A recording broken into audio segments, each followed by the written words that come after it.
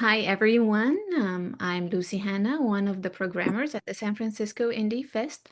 Welcome to our 2026 festival. Today, I'm so happy that I have director slash writer Alejandro Castro Arias to discuss one of the great films we have this year, Harakiri, I Miss You. Hi, Alejandro. Thank you Hello, for how's it joining. going, Lucy? Thank I'm you for good. How having are you? me. Oh, thank you. Thank you for making a beautiful creation. I'm So glad you liked it.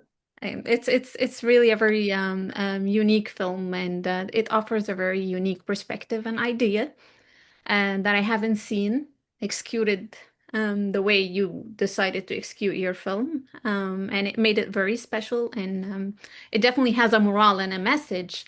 Speaking of that, um, of course, the film touches on the masculinity and this global kind of culture of, let's say, a little bit of toxicity in the males.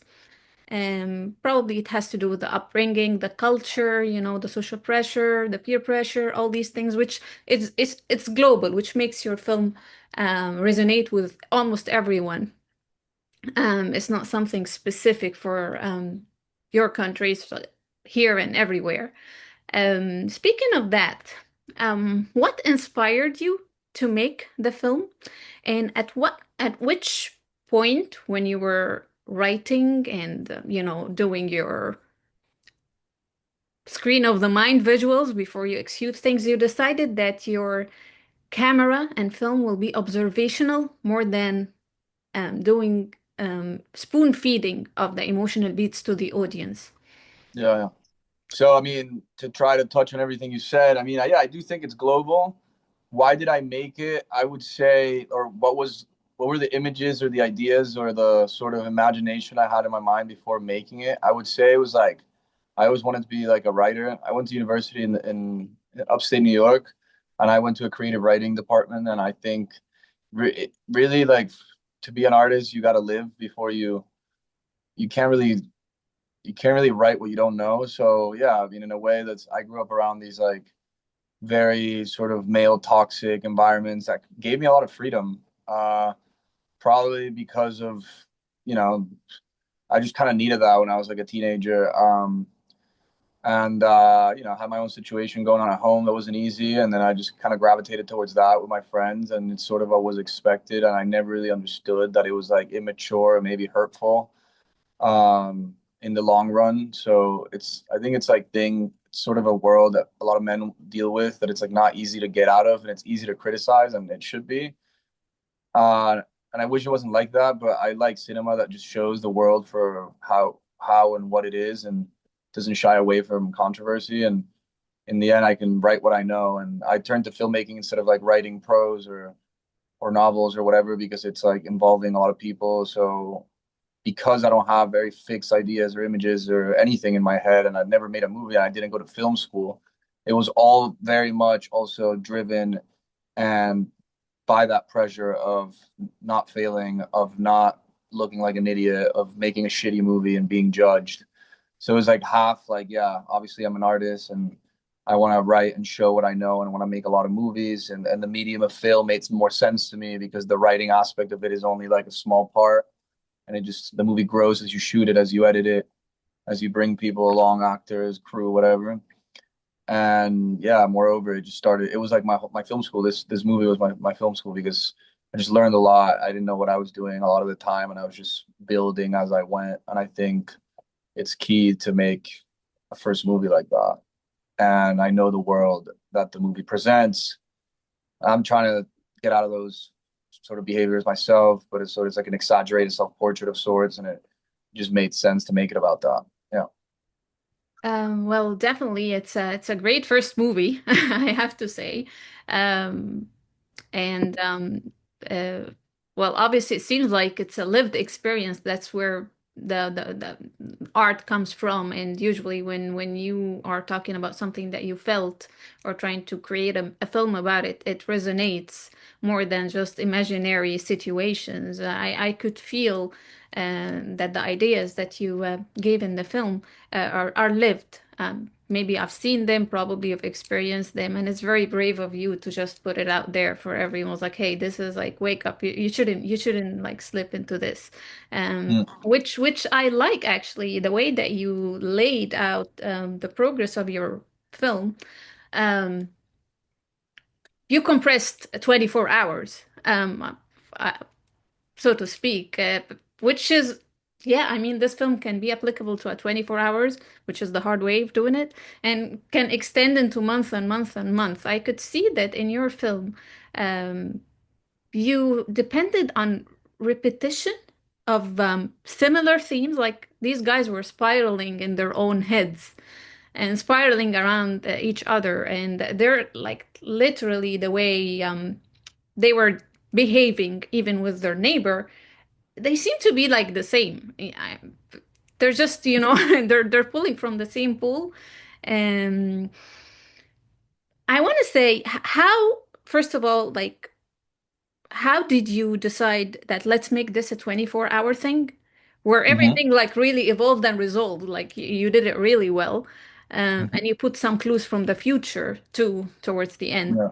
And you resolved the arcs eventually, like everyone learned a lesson at the end of the film. What was the hardest emotional beat for you um, to stress on, given the 24 hours, duration of the film? The hardest. You know what it is? It's I think if you go inside the footage enough and you explore it so much, like I did, because this movie was made in the span of 3 years of shooting. I never had money, so I shot in 2019 or 2020, then 2021, and then 2022. And I sort of grew the story, and it made sense in an indie movie to make it in the span of 24 hours and compress it like that, at least to me, because I'm very explanatory. I'm trying to maybe like shy away from that a little bit. Like sometimes they teach you in film and like screenwriting stuff or other filmmakers or writers be like, you don't have to explain everything.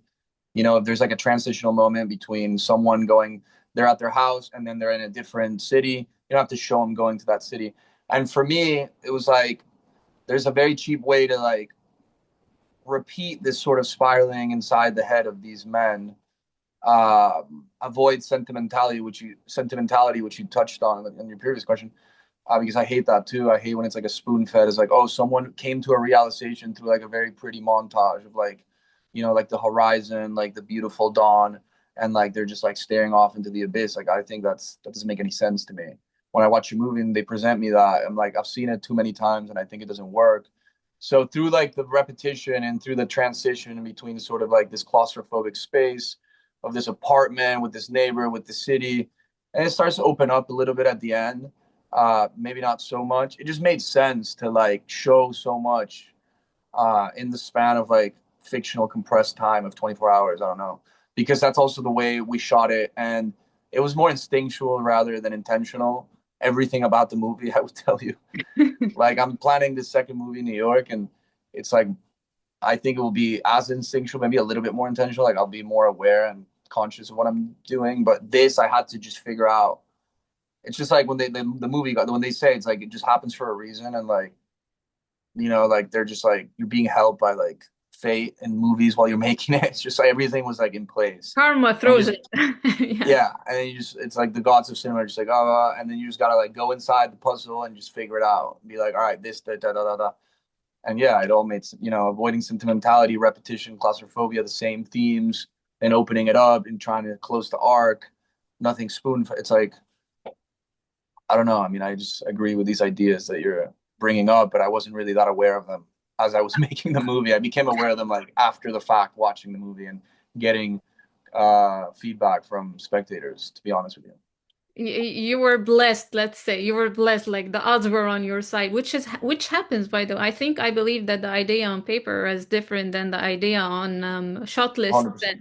Then definitely, once you cast your actors, which takes us to the other question. When you cast the actor, um, part of I believe true art comes from what we have as like as filmmakers or as actors, and give from our own selves to the characters. That's what breathes life into it. So Yeah. um um Did that happen when you were casting the actors 100%. that you did?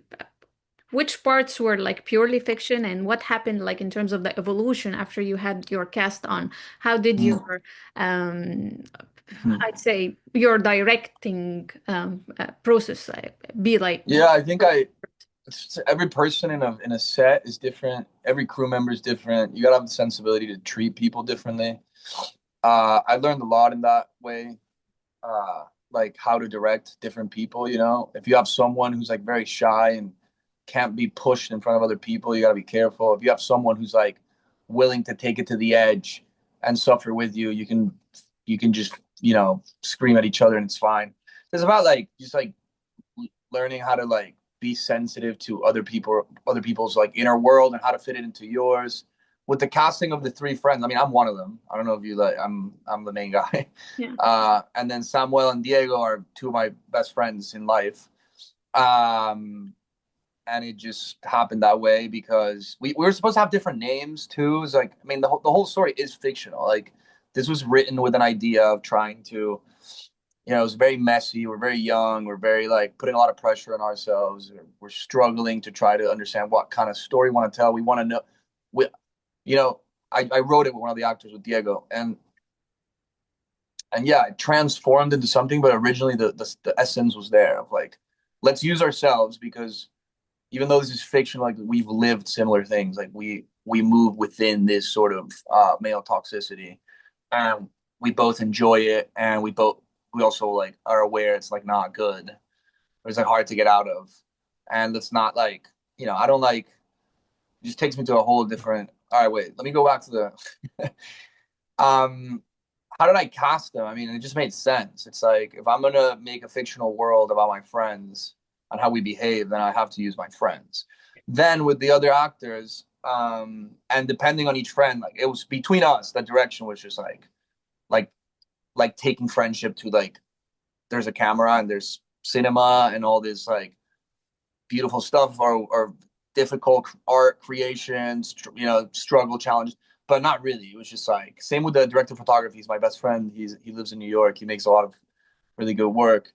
It was also like I think there's like human connections that translate into cinema well, because you have a chemistry behind camera, Hmm. be it with a director of photography, be it with some actors. And I like bringing non-actors because like if you see that spark in a person and it's that interesting, not that like sexy, like they look beautiful kind of. I don't like that. It's more like they have like Charisma. something Yeah. Yeah. that they have that like something in them. Light. Yeah. Yeah, or dark, whatever. Yeah. But yeah, but then you have like the taxi driver. Yeah. He's a very famous actor in Spain, uh, who was just like a comedian and like a very sort of tormented soul, like legendary actor from the '80s who like everybody knows like got through like he was like a huge like addict. No one kind of worked with him anymore. He like lived like kind of broke in a Mm. hotel. And I'd seen a lot of movies of his from like Spanish Cine Kinky, like in the '80s, like post Franco era, like Spain opened up and they were making really cool movies. And he was like a big actor. He was one of the few who survived this sort of really sort of hip druggy movement, music, film, art, whatever. And he was around, and I just like hit him up, and he's like down to act, and I was like, well, I got to use this guy's like wisdom, but this like kind of fucked up wisdom, because it's also what's landed him in this point of his life where he's like very lucid, sort of free flowing, sort of artist, just willing to really express his opinion, and he's kind of loved by most people, even though he has very controversial sort of views or whatever. He's just pure and real, but you can tell he's like suffering, up until the last day. I was like, I'm gonna put him as a taxi driver. I'm gonna like get him to talk to us in this like wise way where he's like almost lying to himself that he's like doing okay, but he's not. But it's and they're all like making sense within the cab. They're just like understanding each other, even though like it's like a little bubble. They get out of that cab and they all gotta like deal with like their own creations and like the decisions they make, which is like an internal hell. I didn't want to like judge them through like, oh, like the car crashes or like I don't know, they got get in trouble with the police. Like I think that's just like some like plot twists that are easy to write. I think it's harder to stay in like this margin where like nothing external is happening, but a lot is being said through other sort of more subtle things. And then the actress was she's a very talented Argentinian actress, and she works in Lucrecia Martel movies and other Argentinian like big films. And she's a very true artist in that she like is more of like an acting teacher now. And but she was like honestly destined to be in her 20s to be one of the biggest actresses in Argentina. And she could have gotten out of there and done her own thing. I don't think she really cared for fame, and she just always like listened to her inner calling. And we just like hit her up on Instagram, and I was like, listen, I've seen a few of your movies and you're great. And it's like me and my co-writer, and we're making this movie about these two guys who are like really in their own heads, but they're like kind of become obsessed with their neighbor, and we want you to be the neighbor. And then she was like, I'm down. And then we like discussed the details, and she came through, and then it was like easy to direct her because she just was so much more experienced and much more of a professional. She understood the world and just like performed, executed, and acted with whatever she had to do and like bring it to life. So it was like combining the non-actors with the actors. And then there's a bunch of secondary characters and like the quotidian sort of neighborhood, and those are all just kind of people you find, you know. I think you got very lucky. I mean, yeah, Yeah. it's definitely that's like, if you can put theories on how to make a good film, we have theories, but what happens in real life also Yeah. works in your favor. That's why the film was very special. Maybe you've touched on themes that we are aware of, cinema discussed them before, but the execution was very special, and obviously it's because it came from real life, Mm. and it evolved throughout the film. Well, speaking of that, yeah, you wrote the film, you acted in the film, you directed the film. It took you 3 years, which I'm not surprised. Sometimes it happens, but I couldn't feel like any time gaps. You really had control, Mm. but you definitely had constraints or struggles with like having too many hats on set. How did you manage that? I'd lose my mind, you know. I was like, I'm trying to focus on giving emotion, but at the same time, I want to make sure the shot appears right, the framing is correct, and Yeah. But would you say you had too many what? Like you were hats? wearing too many hats. Like you were the actor, this is your Oh, okay, okay, I creation, understand. It's like a but meta. you Yeah, okay. also you're I got you. I directing got and you. like you're doing everything at the same time. Like a metaphor for like Yeah, different roles that I had yeah, to. yeah. I mean, I think there's a way of like directing a movie from within. Perhaps you have less control, but because maybe you're also the writer and the director, you instinctually kind of know how to act to get reactions out of your other actors. Maybe it's like, I mean, I'm also personally, luckily, I'm not interested in, maybe who knows, in 20 years I will be interested in making cinema that's like, perfect and very formal, and like I couldn't really give two fucks if there's like a glass in the middle of a shot or if the glass isn't there. I think it's like hyper focusing on this thing that is like doesn't make it just doesn't matter to me. I'm not a very aesthetic or like stylistic uh director, I don't think. Maybe I will be in the future because I've only made one feature. I haven't made shorts. I haven't made documentaries. Like this is it. This is the only thing I've made. And and the filmmakers that I like aren't really too focused. It doesn't seem like not in a lack of control and like a full on chaos. Like like I don't think that works either. It's like more like an in between. And if you're like wearing too many hats, like you said, like I'm directing and I'm acting and I'm producing and I'm writing. I mean, it is a little chaotic, manic, and you're sort of also don't have any resources and you're asking for favors. But I think I mean, in the end, being the director of a movie, you're in control of everything. If you want to be to the tiniest little detail, you can control everything. And in the end, technically, everybody has to listen to you. But sometimes you're supposed to be in control of everything, but you're doing all these other things that you just gotta like let go and like kind of embrace the chaos. And it's kind of what I did with this project.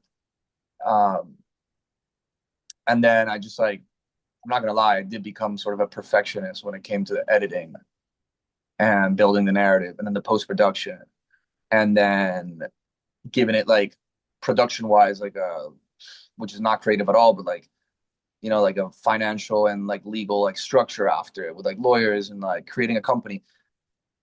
I had to do all that, and I fucking hated it, but it was like what made the movie good too. So it's like the production in itself, like the nature of it is whatever you want it to be. If you have a lot of money and you care about a lot of tiny little details that no one really cares about, I don't think.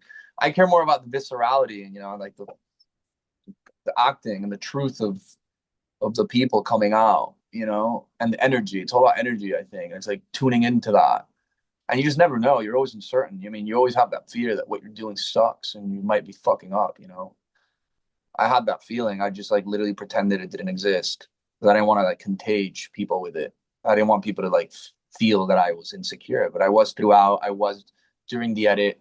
I have been in some screenings, uh, and I just like erased that from my mind. But I do have a sort of maybe not style or aesthetic, like visual perhaps, but I do have more, I have ideas that I want to pursue, you know? I understand the world in a way where I have very extreme opinions about things. And I think cinema should be courageous and brave, and it shouldn't hide who you are. It should show personal wounds, you know? It should show like what you've lived. It should it should do this, it should do that. So if I'm capturing that, I couldn't care less like what the shot looks like because I also trust my DP fully. I'm like, do whatever you want. Like obviously we talk about the shots and stuff, and I'm like, I don't, you know, it's all like you just kind of wing it. You know, it's like let's shoot from here 3 times, let's shoot from over here 2 times, and let's shoot once from over here. And I'm like in my head, I'm like getting a feel, and I remember everything that's being said, and I'm just like, all right, I think we have it. And he's like, no, I think I need one more.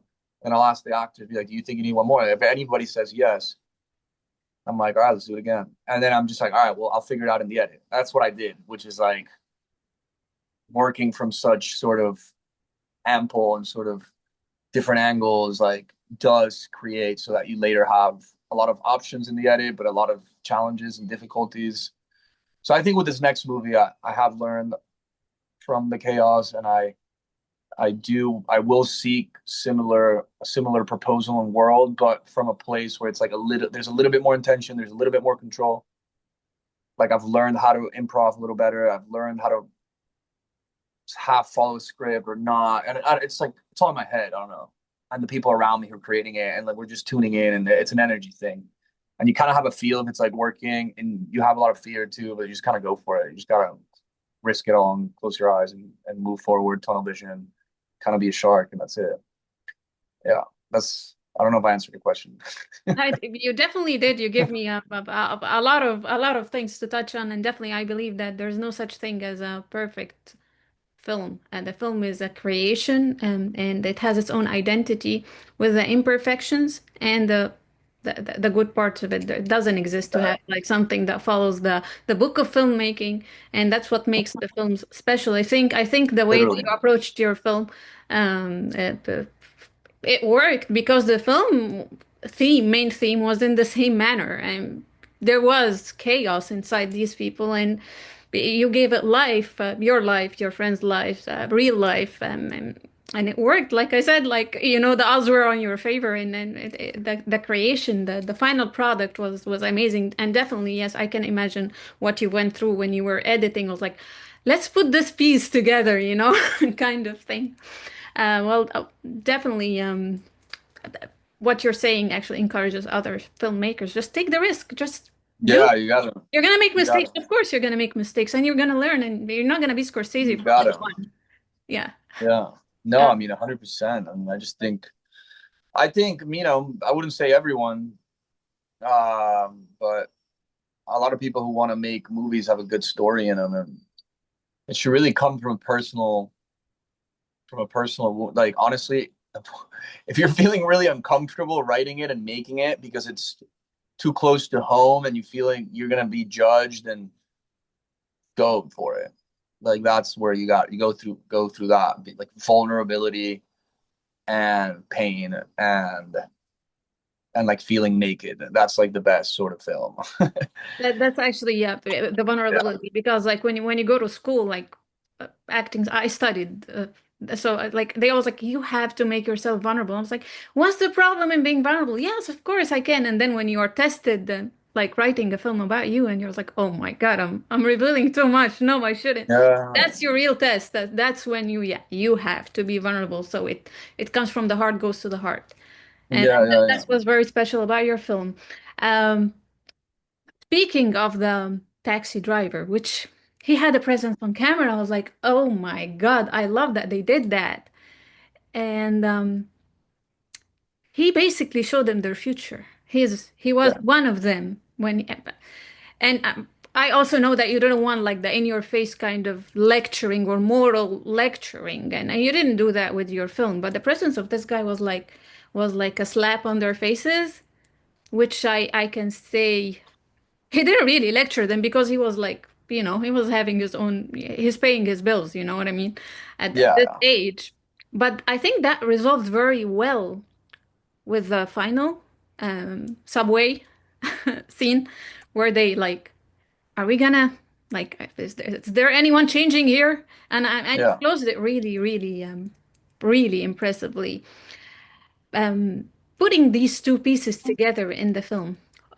What do you hope that your audience, after walking away from the film, like emotionally would walk away with? Mm. Especially that you wrapped it up like this at the end. In the end, it's like I think it's like it's a I'm gonna go for it. I don't think I don't plan the way I like get interviews or how to answer questions because I don't believe in that. But I think that what I was trying to do is like have spectators like have a difficulty in empathizing with someone because these characters, all four of them, I wouldn't say they're necessarily fully marginal or like cancelable. Maybe yes, they're like kind of like pre-incel in a way. They have these like psychopathic or like these like very asocial tendencies. They only understand each other, the three friends, and then they meet this one guy who's like, I totally understand you. But you've seen the guy throughout the movie just like fucking up. Like his wife's left him. He's totally alone. He relies on like kind of drinking and just annoying strangers. And it's like, I'm not telling you these guys will become this older taxi guy. Um, but I'm like kind of making the possibilities. Like, like if you behave this way, like nothing will happen to you, maybe, because most men who are like this, like don't end up, or a lot of them just like don't end up in jail or they don't there's no bigger consequences that are obvious, but they're like suffering inside. They're suffering so much. And I personally as a man who's like know so many people that are like this, or me, I have certain traits. I can really empathize with this type of suffering in a man, especially a man who's like, kind of privileged and like has it all and it's just like not satisfied and is like not causing that big of a havoc for society, but for himself within, yeah. And he's like also idealizing it and normalizing it. So I wanted the spectators to like kind of leave with the ideas like, all right, I guess like this director of this movie is aware of how these men behave, but he's not like holding back. I think there's a lot of films being made that are so easy to interpret, and I think that's so bad to have so many movies that are just entertainment. That are easy to interpret and just like really obvious.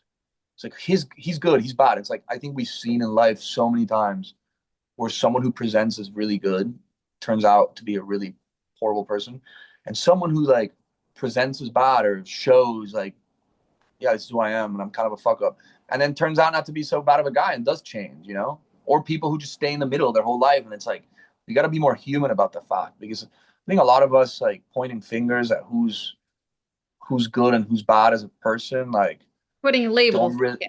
Yeah. yeah, it's like don't really understand. It's like, listen, your first of all, your opinion's not that important. Like, yeah, obviously you have a right to vote, you have the right to your opinion, you have the right to do whatever you want in life.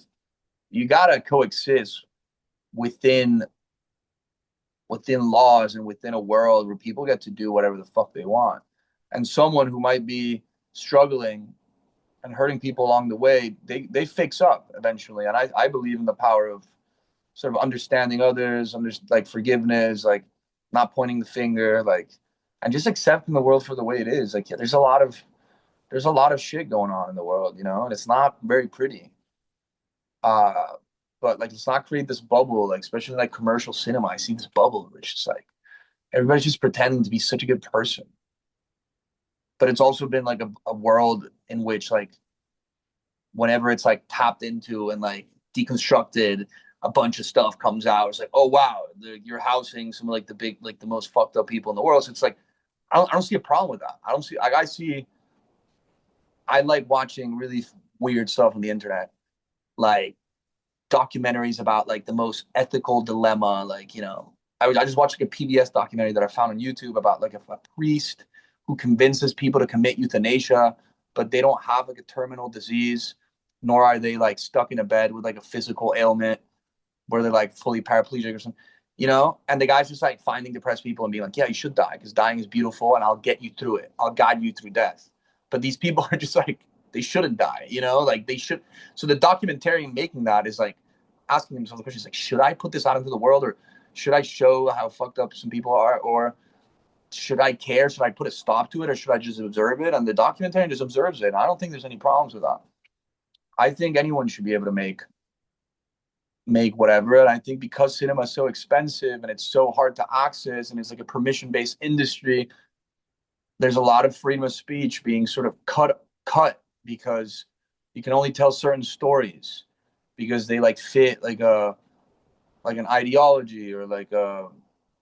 And I think that's bullshit because I think the best cinema is the mirror to who we are as people and as humans, and I think we should be confronted with everything. I mean, we already see it in social media. We already see it in fast-paced media all the time. We're all seeing all sorts of shit in flat and 10-second videos like that, and we're seeing the worst and the best. And yeah, obviously there's like a filter, and there should be. We shouldn't be showing mankind like the most extreme stuff, obviously. Um, but I'm sort of a libertarian. I think people should make whatever art they want to make, and I think it happens in like the visual arts. It happens in like sort of like conceptual performance, like painting. We portray really fucked up stuff there, and same with writing, with prose writing and books and fiction and nonfiction. There's very famous books written by serial killers. They're not good books. A lot of people have been hurt. I wish those things didn't happen. I have hope for humanity. But I am interested in the artistic sort of voice of someone who's done terrible things because it gets me to understand why. So, I don't think we should like have this like really. I think there's an ethics and transparency and in showing yourself for who you are and showing your flaws, and like your challenges of you as a person in your cinema. And I don't think it should be I think it should be judged because any spectator has any opinion, and you should be open to whatever sort of criticism because you made it. So you should have the courage to face whatever comes your way. But I also think like this is like this sort of self-revelatory cinema is like great. And also it's cool because it's like it's still fiction. So it's like, yeah, Yeah. like my world and my experiences inform this, but I also obviously made decisions that are fully creative and fictional that have nothing to do with who I am, and you'll never know who I am until you meet me. So go ahead, judge me, or but I'm not gonna make an easy movie that's easily accessible, and I'm gonna portray myself as like a creator who's like really just kind of dumb, and I'm gonna assume that you as a spectator are dumb. So let's just like connect to something that's like really dumb and just entertaining and means nothing. Like I don't want to do that ever.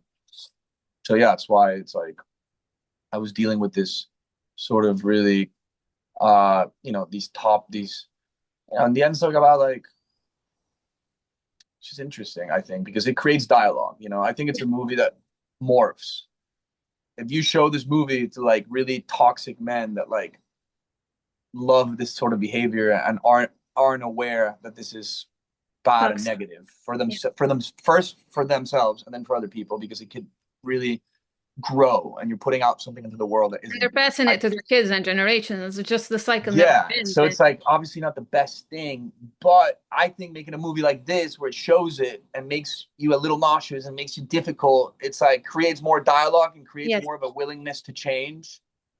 Especially because like imagine if it's 10 dudes that like behave like this watching this movie, they'll be laughing and they'll love it and they'll be like an ode to it. Yeah. But then you interrupt that with one person who's like more self-aware and challenges their views and challenges the movie, and they'll all want to change or they'll all feel very insecure and disgusted at how men are portrayed, and if they feel identified with it, they're like, damn. And if you have a bunch of women who've had different experiences, who the movie sort of bothers in a different way, and they don't want to like hide like the plain obvious truth, like the big sun with their palm. They're like, wow, I think this movie will help for people to start having these dialogues and start talking about it instead of just pretending that like these human beings don't exist. I think that's just Are existent, they're fine, they're normalized, like you're saying. It's just we're normalizing the toxicity. No one is like holding a mirror in the face of, like no one looks at the yeah mirror, like, what am I doing? And definitely your film sparks conversation. I do believe that art has to be symbolic and doesn't spoon feed. Because if you're spoon feeding, then definitely you're not gonna give your audience a chance to think. And film will only work if people start thinking and if it provokes something in you. That's pretty much what your film is doing. And also with the final scene, which I'm not gonna like the subway scene. I'm not gonna like spoil it. Uh, Definitely, you open the conversation, and I yeah really appreciate that you put that at the end. You didn't do any spoon feeding. You just open the door, cats. Like, what do you think? And yeah. and definitely that happened. Well, I'm so glad you made this film. I really enjoyed watching it. And is there anything that you want to tell your audience before we wrap it up? No, Anything I want to thank that you good? first of all, Lucy, for having this conversation with me. I want to thank Jeff and the rest of the team at San Francisco Indie. And I want to thank every spectator that watches my movie because it just helps me learn, you know? It helps me learn from, you always got to keep. I disagree with this idea. It's like I make movies only for myself. Like, yeah, mostly, obviously. I make movies to like feel like alive, and to say something before I die or whatever. But dude, I make movies for other people. I'm realizing that I can't watch my movie anymore. I've seen it 500 times. It makes me want to vomit. Like I cannot go through it ever again.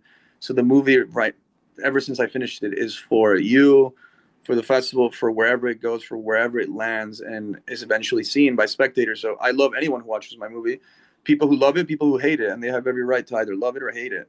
And it informs me and it helps me sort of become aware of what I should be thinking about when I'm making a movie. Because in the end, it isn't for me.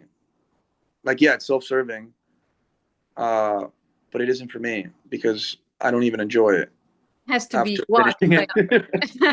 Like Yeah, the Jeff, you live experience, with it. Yeah, but the a film is a film. experience is for me. Yeah, Obviously the experience is for me and for anyone involved. But like the result of it can only be appreciated by others exactly. much more than me. And I'll never be able to go inside someone's body and feel what they're feeling while watching. But dude, I hope to make something that moves people. So that's all. And I will tell any spectator who is a filmmaker or an aspiring filmmaker to never stop. If they really love this, there's so many more movies out there to be told, and everybody has a good story for sure. And it's like all about don't ever follow a rule. The rules don't exist in cinema. We aren't doctors or lawyers where everything's very specific. Uh, and there's less of a margin of interpretation. You can do whatever you want as long as you get to the other side and to the end of it. Yeah, I don't know. I hope people can connect to it the way you did. It really means a lot to me. I hope to meet you one day. I'm sorry I couldn't make it to San Francisco. I Well, you really never would. know. Maybe one day, like you're gonna make a film in New York, and you never know. Maybe next time with the new film, Oh, right? 100%. You never know. 100%. I truly love the festivals that have invited me to show my movie. I like literally love them because whenever I have like an interview or they tell me why they like the film or why they connected, it starts to make sense why I made it. Like everything you've been telling me is like, oh wow, like I'm not so I'm not such a bad artist. Like I got the message across. Like Lucy understood my movie like some random person on the other end of the world. Jeff, or when I was in Germany or New York where I showed the movie as well, or I will be showing it in Panama. Like, and who knows where it lands on a platform. But when someone like can really understand what I tried to make and like ask me all these questions, it like really makes me want to continue to make movies because it's like that is the connection you seek with like an audience. So I'm just really excited, and I hope you enjoy it or you enjoyed it. I don't know if you're showing this after or before the movie. They'll see. Don't worry. I really enjoyed it. I really enjoyed our conversation, and definitely, like you said, the real the real reward for filmmakers and artists is the feedback and how their work affects people, not how much they make. Most of us will not make money for a long time. We're going to be spending our own money on the films. Literally. The satisfaction comes from how your film touches lives and affects people, and it gives you motivation to keep going. Thank you very much again, and looking forward to meeting you one day in person. Thank you, Lucy. Thank Thank you. I thank you. mean it. Thank Yeah. you.